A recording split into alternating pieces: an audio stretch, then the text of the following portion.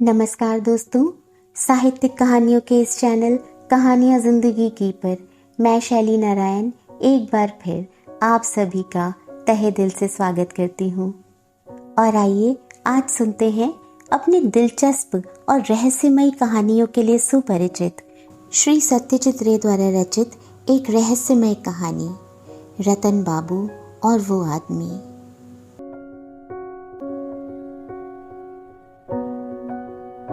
Train से उतरने के बाद रतन बाबू ने जब अपने इर्द गिर्द निगाह डाली तो उनका मन खुशियों से भर उठा। जगह तो अच्छी लगती है। स्टेशन के पीछे का सखुए का पेड़ अपना मस्तक ऊपर उठाए खड़ा है और उसकी डाल में एक लाल रंग की पतंग अटकी पड़ी है। लोगों में व्यस्तता का भाव नहीं है। हवा में एक तरह की सोंधी गंध है। कुल मिलाकर यहाँ का परिवेश अत्यंत मनोरम है। उनके साथ एक छोटा बिस्तर और चमड़े का एक सूटकेस है। कुली की कोई जरूरत नहीं है।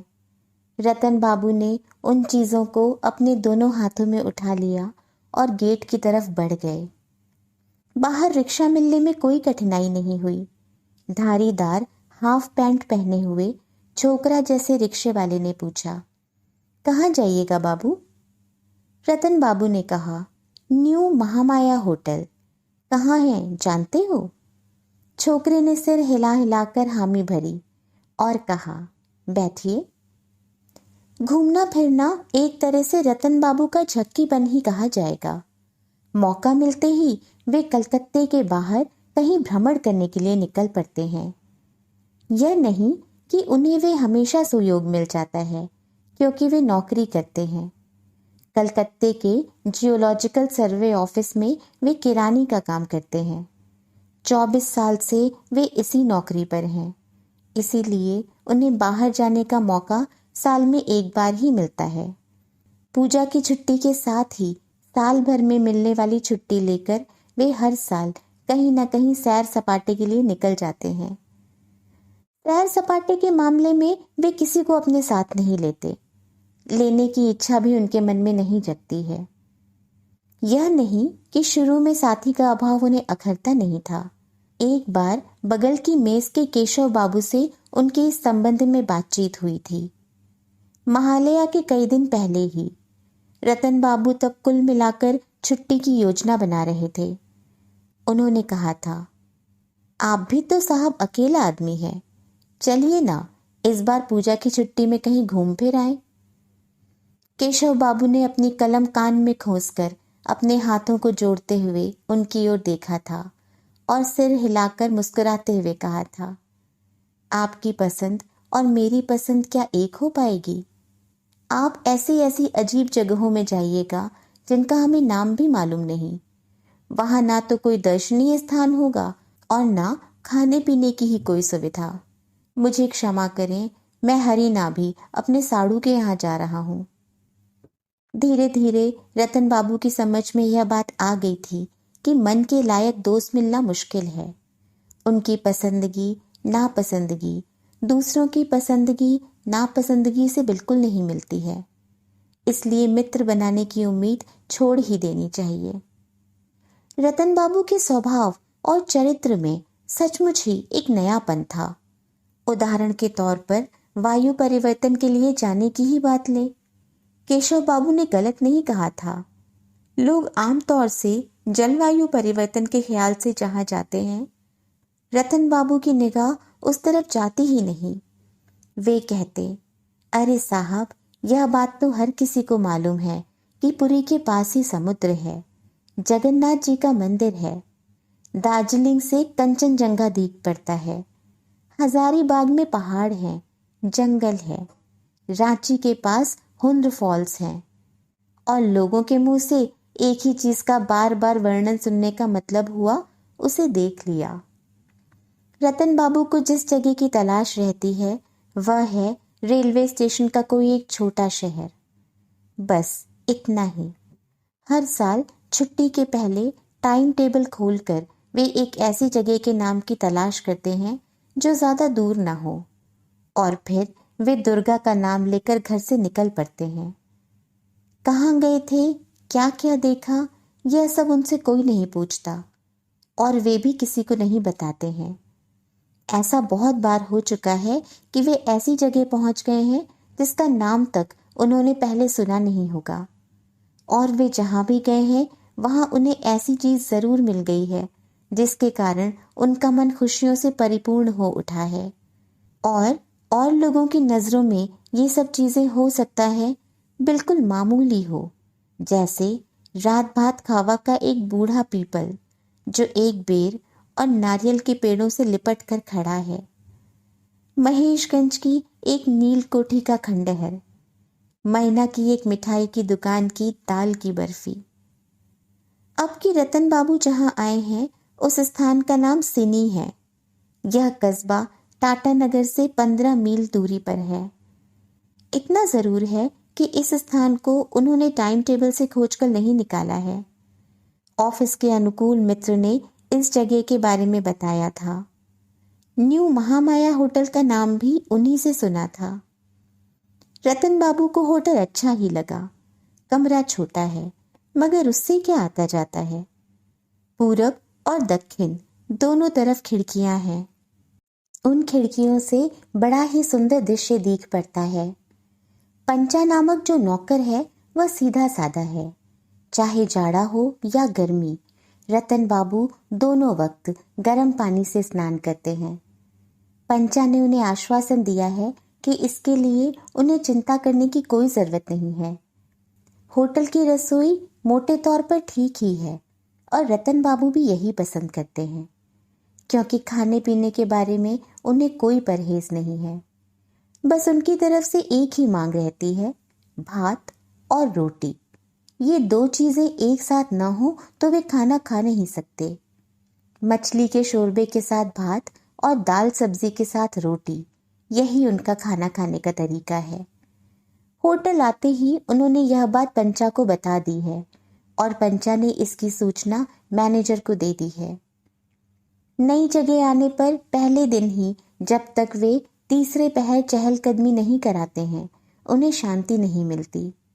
सिनी आने पर भी इस नियम में कोई हेरफेर नहीं आया। 4 बजे पंचा के द्वारा लाई गई चाय पीकर रतन बाबू घूमने फिरने निकल गए। कस्बे से बाहर निकलते ही खुला हुआ असमतल प्रांतर मिलता है।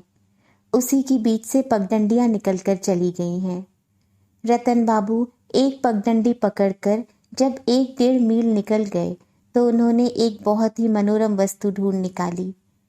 एक छोटा सा डबरा है, उसमें कुछ कुमुद के फूल खिले हैं और उनके चारों तरफ बेहिसाब पक्षियों का जमघट लगा है।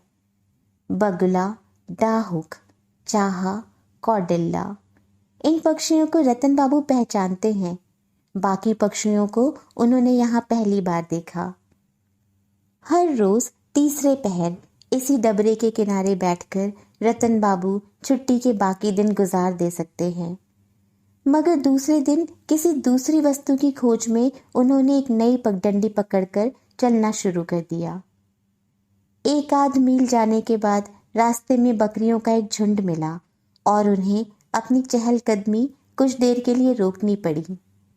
जब रास्ता खाली हो गया तो वे आगे बढ़े और 5-1 मिनटों के बाद उनकी निगाह लकड़ी के एक पुल पर गई और कुछ दूर जाने पर उन्हें पता चला कि वह एक ओवरब्रिज है। उसके नीचे से रेल की लाइन चली गई है। पूरब तरफ थोड़े फासले पर स्टेशन दिख रहा है और पश्चिम तरफ आंखें जितनी दूर जाती हैं रेल की पटरियां बिछी हुई दिखती हैं। अचानक कभी कोई ट्रेन आकर पुल के नीचे से निकल जाए तो कितनी अजीब बात होगी। इस पर सोचते ही रतन बाबू के रोंगटे खड़े हो गए। रतन बाबू चूंकि एकटक रेलगाड़ी की पटरियों की ओर देख रहे थे, इसलिए कब एक दूसरा आदमी उनकी बगल में आकर खड़ा हो गया इसका उन्हें पता नहीं चला। जब उन्होंने बगल की ओर निगाह फेरी तो चौंक उठे। वह आदमी धोती और कमीज पहने था। कंधे पर सुंगनी के रंग की एक चादर थी। पाँव में कैनवस के जूते, आंखों पर बाईफोकल चश्मा। रतन बाबू के मन में एक खटका पैदा हुआ। इस आदमी को क्या वे इसके पहले देख चुके हैं? जाना पहचाना जैसा क्या नहीं लगता? मंझले कद का है, देह का रंग भी काले गोरे के बीच का है, आंखों में उदासी और भावुकता की छाया है। कितनी उम्र होगी? 50 से ज्यादा नहीं। बाल बहुत ही कम पके हैं, कम से कम शाम की रोशनी में तो ऐसा ही लगता है। अजनबी ने एक ठंडी हंसी हंसकर रतन बाबू को नमस्कार किया। रतन बाबू जब हाथ जोड़कर प्रति नमस्कार करने लगे तो अचानक उनकी समझ में यह बात आ गई कि उनके मन में खटका क्यों पैदा हो रहा था। यह आदमी जो पहचाना पहचाना जैसा लगता है, इसका कोई दूसरा कारण नहीं है। इस ढांचे के चेहरे को रतन बाबू बहुत बार देख चुके हैं, और देखा है तो आईने में ही। भले आदमी के चेहरे से उनका चेहरा हूबहू मिलता जुलता है। चेहरे का चौकोर भाव, बालों की मांग, मूंछों की शक्ल, ठुड्डी के बीच का गड्ढा, कान के ऊपर का हिस्सा, ये सब लगभग एक ही जैसे हैं। हाँ, अजनबी के शरीर का रंग कुछ ज्यादा कालापन लिए हुए है। भौहें ज्यादा घनी है और सिर के पिछले हिस्से के बाल कुछ अधिक लंबे हैं। इसके बाद अजनबी के गले का स्वर सुनकर रतन बाबू और भी अधिक चौंक पड़े। एक बार मोहल्ले के सुशांत नामक एक लड़के ने उनके गले की आवाज टेप रिकॉर्ड में भरकर उन्हें सुनाई थी। उस आवाज और इस आदमी के गले की आवाज में कोई फर्क नहीं है। अजनबी ने कहा, मेरा नाम है मणिलाल मजूमदार। आप न्यू महामाया होटल में ठहरे हुए हैं ना? रतनलाल मणिलाल, नाम में भी सादृश्य है। रतन बाबू ने आश्चर्य के भाव को किसी तरह अलग हटाकर अपना परिचय दिया। अजनबी ने कहा, शायद आप मुझे पहचान नहीं रहे हैं, मगर मैं इसके पहले भी आपको देख चुका हूं। कहाँ? आप पिछली पूजा की छुट्टी में धुलियान नहीं गए थे? रतन बाबू ने हैरत में आकर कहा, आप भी वहां गए थे? जी हाँ, मैं तो हर बार पूजा की छुट्टी में कहीं ना कहीं जाता हूँ। अकेला आदमी हूँ, दोस्त मित्रों की तादाद भी ज्यादा नहीं। अकेले ही नई नई जगहों का सैर सपाटा करना बहुत अच्छा भी लगता है। सिडनी के बारे में मेरे ऑफिस के एक सहकर्मी ने मुझे बताया था। बहुत ही अच्छी जगह है। कहिए, ठीक कह रहा हूं ना? रतन बाबू ने थूक निगलकर सिर हिलाते हुए हामी भरी। वे एक अजीब तरह का अविश्वास और अशांति से मिला जुला भाव महसूस करने लगे। उस तरफ का तालाब देखा है जिसके पास तीसरे पहर चिड़ियों का जमघट लगा रहता है? मणिलाल बाबू ने पूछा। रतन बाबू ने हामी भरी। लगा कुछ विदेशी पक्षी भी वहां जमा हो गए हैं। कुछ ऐसे पक्षी भी देखे जिन्हें बंगाल में नहीं देखा था। आपका क्या ख्याल है? इतनी देर के बाद रतन बाबू कुछ स्वाभाविक स्थिति में आ गए। बोले, मेरा भी यही ख्याल है। मैं भी बहुत से पक्षियों को पहचान नहीं सका था। दूर से एक धम धम जैसी आवाज आ रही है। ट्रेन आ रही है। पूरब की तरफ देखने पर सर्च लाइट दिख पड़ा। रोशनी आहिस्ता आहिस्ता बड़ी शक्ल लेकर आगे बढ़ रही है। रतन बाबू और मणिलाल बाबू पुल की रेलिंग के किनारे जाकर खड़े हो गए। तेज आवाज करती पुल को कपाती ट्रेन दूसरी दिशा की ओर चली गई।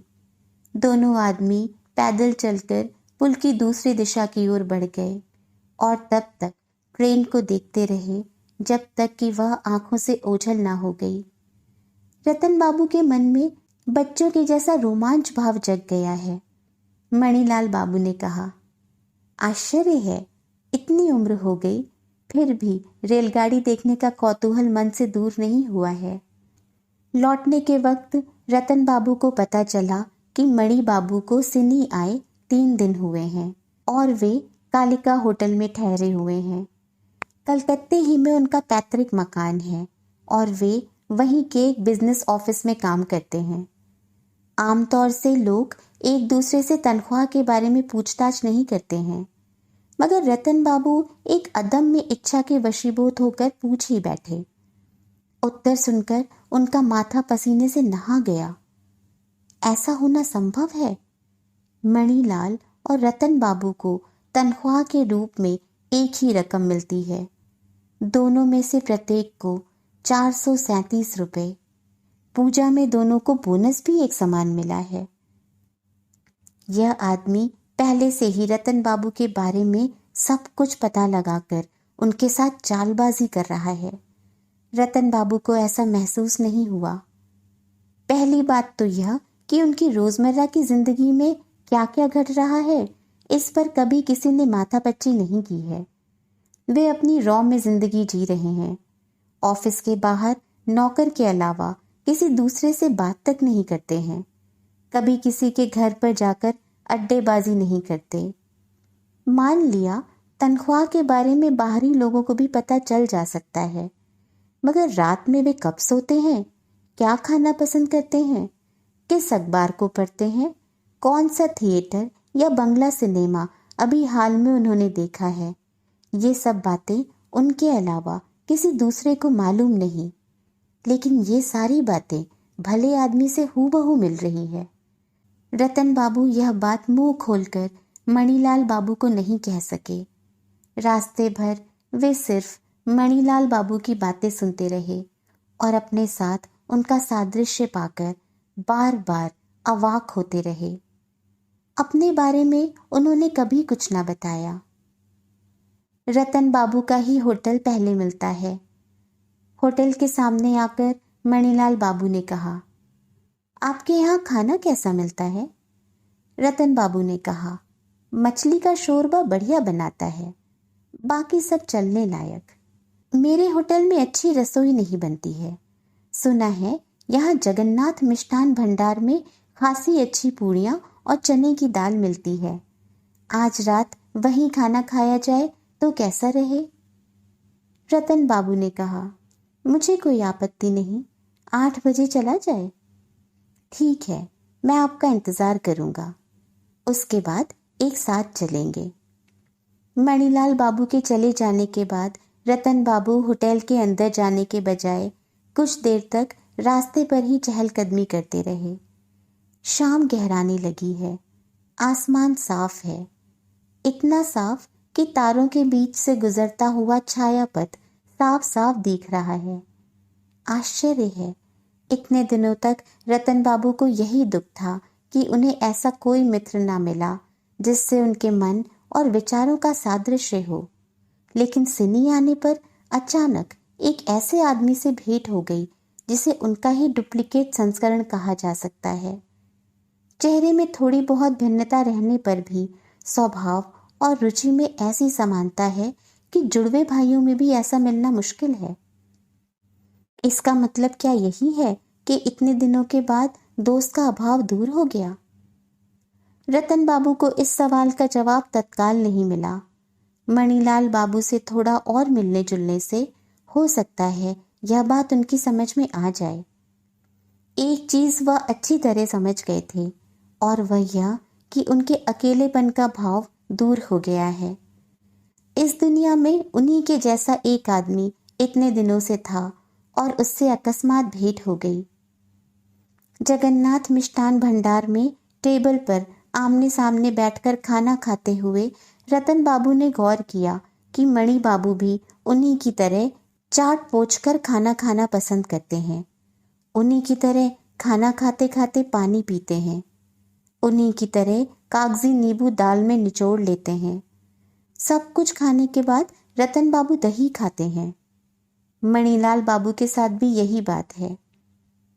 खाना खाने के समय रतन बाबू को इसलिए अशांति का अनुभव हो रहा था कि दूसरी मेजों के आदमी उन दोनों की ओर मुड़ मुड़ कर देख रहे थे। वे लोग क्या इन दोनों की समता को ध्यान से देख रहे हैं?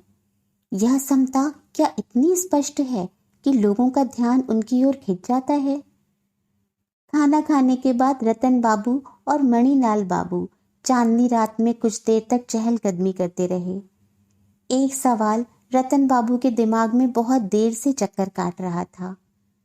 बातचीत के सिलसिले में वह बाहर निकल आया। आप क्या 50 पार कर चुके हैं? मणिलाल बाबू ने हंसकर कहा, जल्दी ही 50 की सीमा पार करने जा रहा हूँ। 11 पूस में 50 कंप्लीट हो जाएगा। रतन बाबू का दिमाग चकराने लगा। दोनों की जन्म तिथि भी एक ही है, 1916 ईस्वी का 11 पूस। आधे घंटे तक चहलकदमी करने के बाद यहाँ से विदा होने के समय मणिलाल बाबू ने हंसकर कहा, आपसे परिचय प्राप्त कर बेहद खुशी हुई। मैं किसी से घुलता मिलता नहीं हूँ, मगर आपके साथ कुछ और ही बात है। लगता है छुट्टी मजे में बीतेगी। और दिन रतन बाबू 10 बजे के पहले ही सो जाते हैं। अपने साथ 2-4 बंगला मासिक पत्रिकाएं लेकर लेटे लेटे जब कुछ देर तक उनके पन्नों को उलटते पलटते हैं तो नींद अपने आप आ जाती है। लेटे ही लेटे हाथ बढ़ाकर बिजली का स्विच दबाकर बत्ती बुझा देते हैं और कुछ मिनटों में ही उनकी नाक बजने लगती है। मगर आज नींद उनकी आंखों में आने का नाम ही नहीं ले रही थी। पढ़ने की भी इच्छा ना हो रही थी। पत्रिका को हाथ में उठाकर उसे फिर से बगल की मेज पर रख दिया। मणिलाल मजूमदार। रतन बाबू ने कहीं पढ़ा था कि दुनिया में करोड़ों आदमी हैं, फिर भी कहीं ऐसे 2 आदमी नहीं मिल सकते जिनके चेहरे हूबहू एक जैसे हों। हालांकि सभी की आंख, नाक, कान, हाथ, पैर इत्यादि की संख्या बराबर होती है। चेहरे का एक जैसा होना हो सकता है असंभव हो, लेकिन 2 व्यक्तियों के मन का एक जैसा होना क्या संभव है? मन ही नहीं, उम्र, पेशा, गले की आवाज, चलने और बैठने की मुद्रा, आंखों के ऐनक का पावर इत्यादि और भी बहुत सी चीजें हूबहू एक जैसी हैं। सोचने पर लगता है संभव नहीं, परंतु संभव हो गया है और इसका प्रमाण पिछले 4 घंटों के दौरान रतन बाबू को कई बार मिल चुका है। रात 12 बजे रतन बाबू ने बिस्तर से उठकर सुराही से चुल्लू में थोड़ा सा पानी लेकर उसे अपने सिर पर डाला। उनका सिर चकराने लगा है। इस हालत में नींद नहीं आएगी। भीगे सिर को अंगोछे से आहिस्ता से पोंछा और फिर से बिछावन पर लेट गए। तकिया भीग गया। अच्छी ही बात है, जब तक तकिया सूख नहीं जाता है माथा ठंडा रहेगा। पूरे मोहल्ले में निस्तब्धता छाई हुई है। एक उल्लू विकट स्वर में चिल्लाता हुआ होटल के पास से उड़ता हुआ चला गया। खिड़की से चांदनी आकर बिस्तर पर रेंग रही है। न जाने कब रतन बाबू के मन से चिंता अपने आप दूर हो गई और उनकी पलकें झप गईं। रात में सोने में देर होने के कारण रतन बाबू की नींद लगभग 8 बजे टूटी। 9 बजे मणि बाबू आने वाले हैं। आज मंगलवार है। यहाँ से 1-8 मील के फासले पर एक जगह आज हाट लगेगी। कल खाते खाते दोनों ने लगभग एक साथ ही हाट जाने की इच्छा प्रकट की थी। खरीदना कोई खास चीज नहीं है, यूं ही घूम फिर आएंगे। चाय पीते पीते लगभग 9 बज गए। सामने रखी तश्तरी से थोड़ी सी सौंफ उठाकर रतन बाबू ने मुंह में डाली और होटल से बाहर आते ही देखा मणिलाल बाबू मुस्कुराते हुए चले आ रहे हैं। निकट आते ही मणिलाल बाबू ने पहली जो बात कही वह यह कि रतन बाबू और उनमें कितना साम्य है। यही बात सोचते सोचते कल रात वे बहुत देर से सोए थे। जब सोकर उठे तो 8:05 हो चुके थे। यूं वे ठीक 6 बजे बिस्तर से उठ जाते हैं। रतन बाबू ने इस बात का कोई जवाब नहीं दिया। दोनों हाट की तरफ रवाना हो गए। मोहल्ले के कुछ एक छोकरों का जमघट लगा हुआ था। रतन बाबू और मणि बाबू उनके सामने से जाने लगे तो उनमें से एक ने टिटकारी के लहजे में कहा, मणिक मुक्ता की जोड़ी है। रतन बाबू उसकी बात पर ध्यान दिए बिना आगे बढ़ गए। 20 मिनटों में वे हाट पहुंच गए। खासी अच्छी हाट लगी है। फल मूल से लेकर साग सब्जी, बर्तन, मिट्टी की हांडी, मुर्गा, बकरी इत्यादि की दुकानें सजी हुई हैं। लोगों की भीड़ भी काफी है। उसी भीड़ के बीच से दुकानों पर सरसरी निगाह दौड़ाते हुए रतन बाबू और मणिलाल बाबू आगे बढ़ते गए। वह कौन है? पंचा?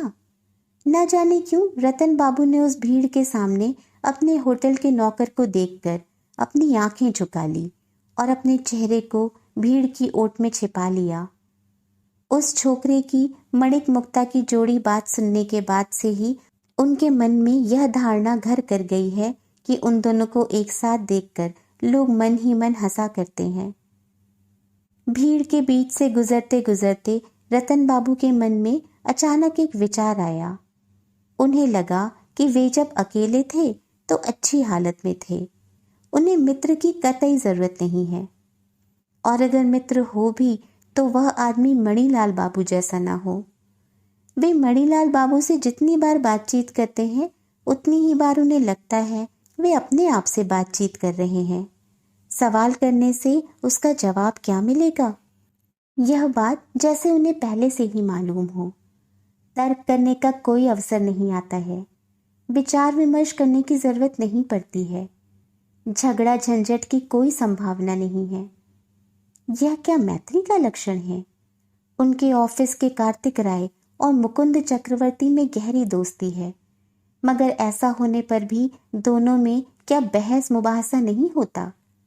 होता जरूर है, मगर फिर भी वे मित्र हैं, एक दूसरे के सच्चे मित्र। सारी बातों पर गौर करने के बाद उन्हें बार बार यही महसूस होने लगा कि मणिलाल मजूमदार उनके जीवन में ना आते तो अच्छा रहता। एक जैसे दो आदमी अगर इस दुनिया में हो तो उनका एक दूसरे के निकट आना कोई मानी नहीं रखता। सिनी से कलकत्ता लौट जाने के बाद भी मणिलाल बाबू से मुलाकात हो सकती है। यह बात सोचते ही रतन बाबू सिहर उठे। एक दुकान में बांस की लाठी बिक रही थी। रतन बाबू की बहुत दिनों से लाठी खरीदने की इच्छा थी, मगर मणिलाल बाबू को दरदाम करते देखकर जोर जबर अपनी इच्छा को मन में ही दबा लिया। अंत में देखने में यह आया कि मणि बाबू ने एक के बदले 2 लाठियां खरीदी और उनमें से एक रतन बाबू को उपहार के तौर पर दे दी। देने के समय कहा, यह मामूली लाठी मित्रता के चिन्ह के रूप में लेने में आप ना ही ना करेंगे। हाट से लौटने के समय रास्ते में मणिलाल बाबू ने बहुत सारी बातें बताईं। अपने बचपन की बात, अपने माँ बाप की बात, अपने स्कूल कॉलेज की बात।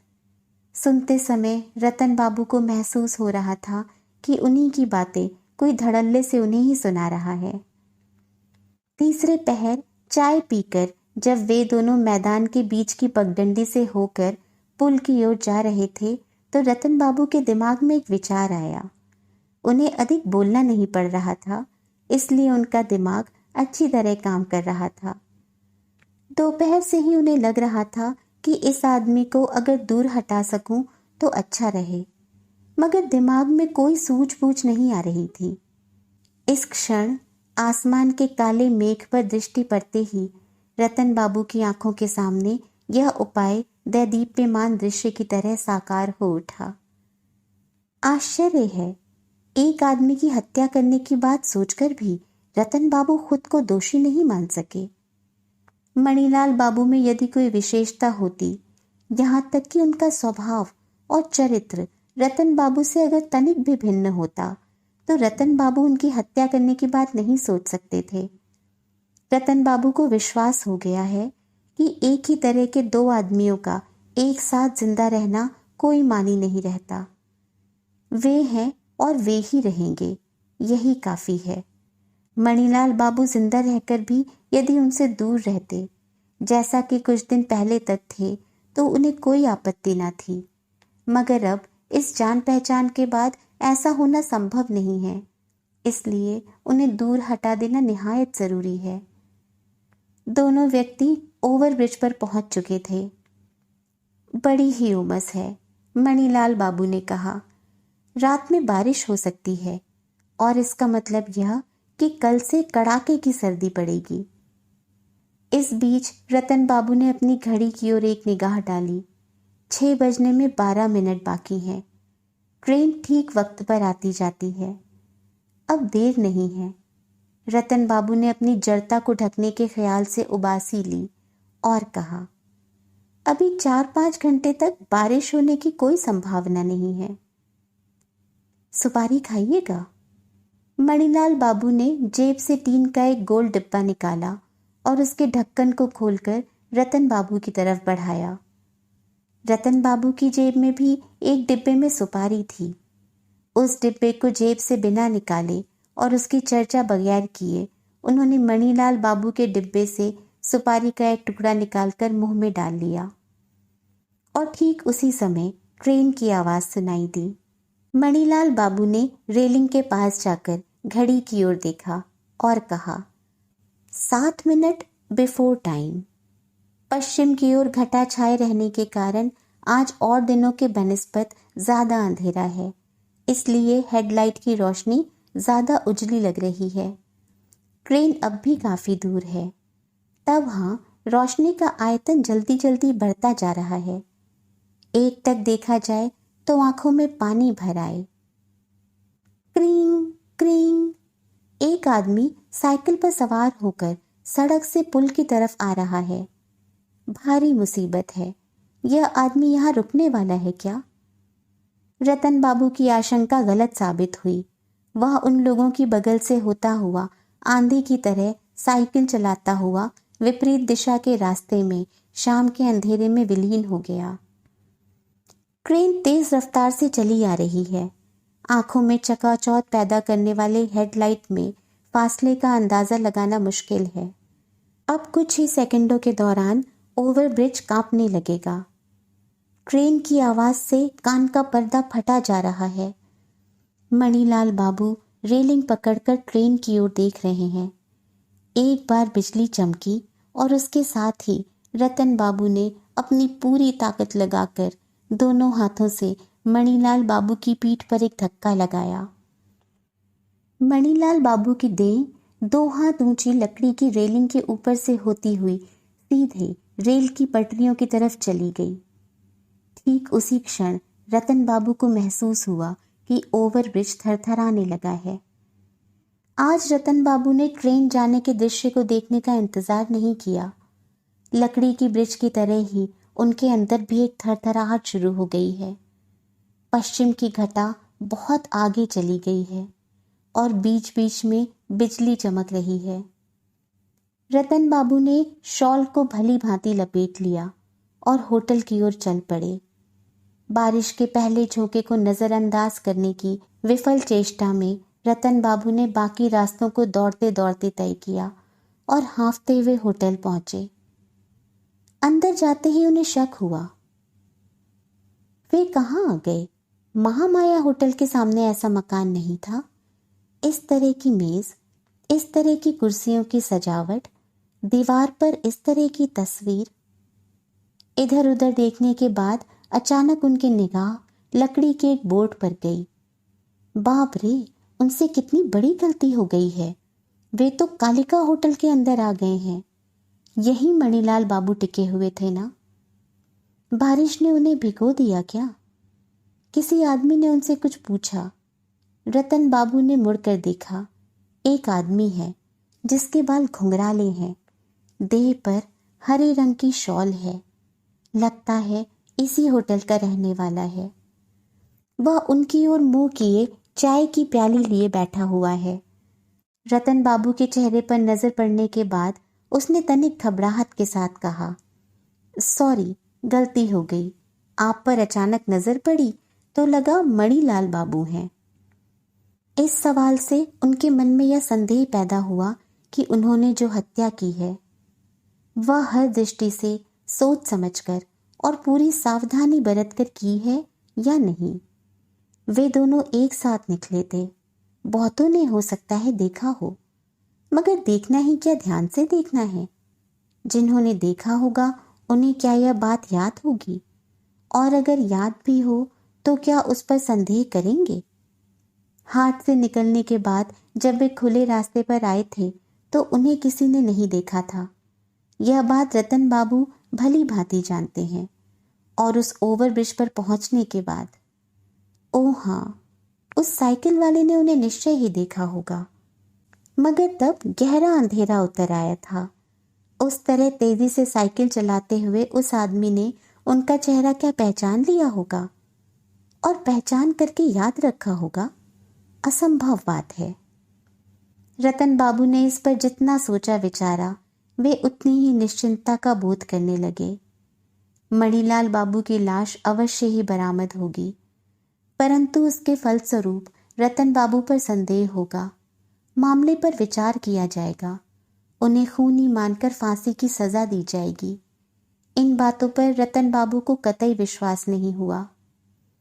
बाहर बारिश होते देखकर रतन बाबू ने कालिका होटल में बैठकर एक प्याली चाय पी। 7:30 बजे बारिश ने रुकने का नाम लिया। रतन बाबू सीधे महामाया चले आए। किस तरह गलती से वे दूसरे होटल में चले गए थे, इस पर सोचते ही उन्हें हंसी आने लगी। रात में पेट भर खाना खाकर रतन बाबू बिस्तर पर लेट गए और देश पत्रिका खोलकर ऑस्ट्रेलिया की जंगली जाति के बारे में एक लेख पढ़ा। उसके बाद बत्ती बुझाकर इत्मीनान के साथ आंखें बंद कर ली। अब फिर वे अकेले और अद्वितीय हो गए।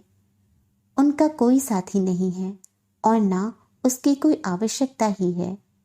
वे इतने दिनों से जिस तरह जीवन जी रहे थे, उसी तरह जीवन जिएंगे। इससे बढ़कर आराम और क्या हो सकता है? बाहर फिर से पानी बरसने लगा है। उसके साथ बिजली की चमक और मेघ की गड़गड़ाहट शुरू हो गई है। मगर इससे कुछ आता जाता नहीं, क्योंकि रतन बाबू की नाक बजने लगी है। दूसरे दिन जब वे चाय पी रहे थे तो पंचा ने पूछा, यह लाठी कल बाजार में खरीदी है क्या बाबू? रतन बाबू ने कहा, हाँ। कीमत कितनी है? रतन बाबू ने उसका दाम बताया। उसके बाद अपनी आवाज को यथासंभव स्वाभाविक बनाकर कहा, तुम हाट गए थे? पंचा ने हंसते हुए कहा, हाँ बाबू, आपको भी देखा था। आपकी नजर मुझ पर नहीं पड़ी थी? नहीं। उसके बाद पंचा से उनकी कोई बातचीत नहीं हुई। चाय पीकर वे होटल से बाहर निकले और पैदल चलते हुए कालिका होटल के पास आए। कल का वही घुंघराले बालों वाला आदमी कुछ बंगालियों के साथ दरवाजे की चौखट पर खड़ा होकर बातचीत कर रहा था। मणिलाल बाबू का नाम और सुसाइड शब्द रतन बाबू को सुनाई पड़ा। अच्छी तरह सुनने के लिए वे थोड़ा और आगे बढ़ गए। इतना ही नहीं, एक सवाल भी किया, किसने आत्महत्या कर ली साहब? कल के भले आदमी ने कहा, कल आपको देखकर जिस आदमी का मैंने अनुमान लगाया था, उन्होंने। सुसाइड? लगता तो यही है। रेलगाड़ी की पटरी के पास लाश मिली है। एक ओवरब्रिज है ठीक उसी के नीचे। लगता है ऊपर से छलांग मारकर कूद पड़े हैं। वे यूं भी अजीब किस्म के थे, किसी से ज्यादा बातचीत नहीं करते थे। हम उन पर टीका टिप्पणी किया करते थे। डेड बॉडी कहाँ है? पुलिस के जिम्मे। हवा पानी बदलने के ख्याल से आए थे। यहाँ उनका परिचित कोई नहीं था। कलकत्ते से आए थे। इससे ज्यादा कुछ मालूम नहीं है। रतन बाबू ने सहानुभूति की मुद्रा में 2 बार सिर हिलाकर आवाज की और उसके बाद फिर से चहलकदमी करना शुरू कर दिया। सुसाइड, फिर हत्या की बात किसी के दिमाग में नहीं आई है। उनकी तकदीर कितनी अच्छी है। फिर हत्या करना तो बड़ा ही आसान काम है। लोग इतना डरते क्यों हैं? रतन बाबू बहुत हल्कापन महसूस करने लगे। 2 दिनों के बाद वे आज फिर अकेले घूमने के लिए बाहर जा सकेंगे। यह बात सोचकर उन्हें खुशी हुई। गत कल मणिलाल बाबू को धक्का देने के वक्त संभवतः रतन बाबू का एक बटन टूटकर गिर गया था। दर्जी की दुकान पर जाकर उन्होंने उसे टकवा लिया। उसके बाद मनिहारी की दुकान पर जाकर नीम का टूथपेस्ट खरीदा। नहीं खरीदते तो कल सुबह दांत साफ नहीं कर पाते। अभी जो टूथपेस्ट उनके पास है, दबते दबते वह चपटा होकर आखिरी हालत में पहुंच चुका है। दुकान से निकलकर कुछ दूर जाते ही उन्हें एक मकान में कीर्तन की आवाज़ सुनाई पड़ी। रतन बाबू थोड़ी देर तक रुककर कीर्तन सुनते रहे। उसके बाद शहर के बाहर की एक नई सड़क को पकड़कर 1 आध मील का चक्कर काटते रहे। उसके बाद 11 बजे होटल लौटकर नहाया धोया और खाना खाया। खाना खाने के बाद दिवा निद्रा उपभोग करने की कोशिश करने लगे। और दिनों की तरह 3 बजे उनकी आंखें खुली और खुलते ही रतन बाबू को लगा उनका मन चाह रहा है कि आज शाम एक बार फिर ओवरब्रिज की ओर घूमने जाएं। कल स्वाभाविक कारणवश ही वे ट्रेन के दृश्य का उपभोग नहीं कर सके थे। आकाश की बदली छटी नहीं थी, मगर उससे हर्ज ही क्या है। आज बारिश की कोई संभावना नहीं है। आज वे ट्रेन को आने से जाने के क्षण तक आराम से देखते रहेंगे। 5 बजे चाय पीकर रतन बाबू नीचे आए। सामने ही मैनेजर शंभू बाबू बैठे हुए मिले। रतन बाबू पर नजर पड़ते ही बोले, कल जिस आदमी की मृत्यु हुई है उससे आप परिचित थे? शुरू में बिना कुछ बोले रतन बाबू ने अवाक होने का अभिनय कर शंभू बाबू की ओर देखा। उसके बाद कहा, क्यों, क्या बात है? नहीं, वो यानी पंचा ने बताया कि हाट में उसने आप दोनों को एक ही साथ देखा था। रतन बाबू ने तनिक मुस्कुराकर शांतिपूर्वक कहा, यहाँ मुझे किसी से जान पहचान नहीं हुई है। हाट में अलबत्ता 2-4 आदमियों से बातचीत हुई थी, पर किस आदमी की मृत्यु हुई है यह बात मुझे मालूम नहीं है। ओह, शंभू बाबू हंस पड़े। बड़ा ही दिलचस्प आदमी था। आपकी ही तरह हवा पानी बदलने के ख्याल से यहाँ आया था। कालिका होटल में ठहरा हुआ था। ओह, यह बात है। इसके बाद बिना कुछ बोले रतन बाबू बाहर निकल आए। लगभग 2 मील रास्ता तय करना है। अब देर करने से ट्रेन देख नहीं पाएंगे। रास्ते में किसी ने उन पर संदिग्ध दृष्टि नहीं डाली। कल जिन छोकरों का जमघट लगा था आज उनमें से कोई वहां नहीं था। मणिक मुक्ता की जोड़ी वाली बात रतन बाबू को अच्छी नहीं लगी थी। वे छोकरे कहाँ चले गए? रतन बाबू को ढोल की आवाज़ सुनाई पड़ रही है। मोहल्ले में पूजा हो रही है। छोकरे अवश्य ही वहीं गए होंगे। रतन बाबू इत्मीनान के साथ आगे बढ़ते गए। खुले मैदान के बीच के रास्ते पर आज वह अकेले ही हैं। मणिलाल बाबू से जान पहचान होने के पहले भी वे इत्मीनान से रहते थे, लेकिन आज वे जितना हल्कापन महसूस कर रहे हैं इसके पहले कभी इतना हल्कापन महसूस नहीं किया था। वही तो बबूल का पेड़ दिख रहा है। उसको पार करने के बाद कुछ मिनटों तक चहलकदमी करनी पड़ेगी और तब ओवरब्रिज मिलेगा। आसमान में चारों तरफ घटा छाई है। हाँ, घटा का रंग गहरा काला नहीं बल्कि स्लेटी है। हवा नहीं है, इसीलिए तमाम बादल एक ही जगह स्थिर होकर खड़े हैं। ओवरब्रिज पर नजर पड़ते ही रतन बाबू का मन आनंद से नाच उठा। वे लंबे डग भरने लगे। कहा नहीं जा सकता, ट्रेन कहीं कल से पहले ना आ जाए। सिर के ऊपर से बगुलों का एक झुंड उड़कर चला गया। पता नहीं विदेशी बगुले हैं या इसी देश के। पुल पर खड़े होने के बाद रतन बाबू को शाम की निस्तब्धता का भरपूर एहसास हुआ। खूब सावधानी से एकाग्रता के साथ सुनने पर ही ढोल की क्षीण आवाज सुनाई पड़ती है। इसके अलावा कोई दूसरी आवाज नहीं है। रतन बाबू रेलिंग के पास जाकर खड़े हो गए। दूर सिग्नल दिखाई पड़ रहा है और उससे भी दूर स्टेशन। रेलिंग के निचले हिस्से में लकड़ी की दरार में कोई चीज चमक रही है। रतन बाबू ने झुककर उस चीज को उठाया। वह एक गोल टीन का डिब्बा है। उसके अंदर इलायची और सुपारी है। रतन बाबू ने तनिक मुस्कुराकर उसे पुल के नीचे रेलवे लाइन पर फेंक दिया। ठन से आवाज हुई। पता नहीं सुपारी का यह डिब्बा यहाँ कितने दिनों तक पड़ा रहेगा। यह किस चीज की रोशनी है? ट्रेन आ रही है। अभी आवाज सुनाई नहीं पड़ रही है, मगर रोशनी आगे बढ़ती हुई आ रही है। रतन बाबू अवाक होकर रोशनी देखने लगे। अचानक हवा का एक तेज झोंका आता है और उनके कंधे से शॉल नीचे गिर पड़ती है। रतन बाबू उसे फिर से बदन में लपेट लेते हैं। अब आवाज सुनाई पड़ रही है और उसके साथ साथ मेघ की गड़गड़ाहट। अचानक रतन बाबू को लगता है कोई उनके पीछे आकर खड़ा हो गया है। अभी ट्रेन की ओर से आंखें हटाना मुश्किल है, फिर भी उन्होंने एक बार अपने इर्द गिर्द निगाह डाली। कहीं कोई नहीं है। कल की तुलना में आज अंधेरा कम है, इसलिए देखने में कोई असुविधा नहीं हो रही है। तेज रफ्तार से आती हुई उस विशाल ट्रेन और रतन बाबू के अलावा एकाध मील के दायरे में संभवतः कोई और नहीं है। अभी ट्रेन 100 गज के बीच ही होगी।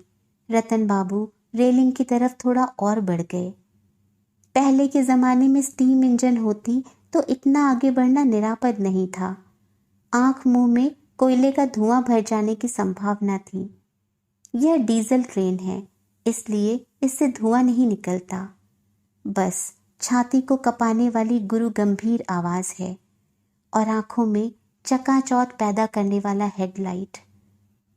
अब ट्रेन ब्रिज के नीचे आ चुकी है। रतन बाबू कोहनियों के बल सामने की तरफ झुक गए और ठीक उसी क्षण पीछे से 2 हाथों ने उनकी पीठ को जोरों से धकेल दिया। रतन बाबू उस धक्के को संभाल नहीं सके क्योंकि रेलिंग सिर्फ 2 हाथ ही ऊंची थी। मेल ट्रेन आवाज करती ब्रिज को कपाती पश्चिम की तरफ, जहाँ के आकाश का रक्तिम रंग अब बैगनी हो चुका है, चली गई। रतन बाबू अब ब्रिज पर नहीं है। तब हाँ, उनकी निशानी के तौर पर एक चीज़ अब भी रेलिंग की लकड़ी की एक दरार में अटकी हुई है और वह है सुपारी और इलायची से भरा हुआ एल्युमिनियम का एक डिब्बा।